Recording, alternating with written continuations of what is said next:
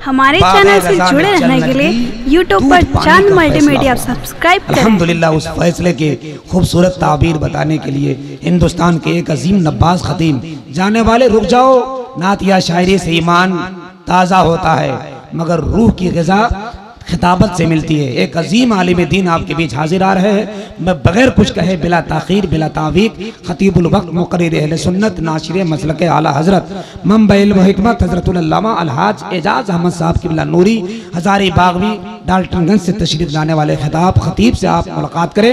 जरा जल्दी से हाथ उठाकर नारा लगाएं। मोहते हुक्म है, मुझे तेजी के साथ आप नारा लगा लीजिए। हजरत कुर्सी खिताबत पर जलवाबार हो जाएंगे।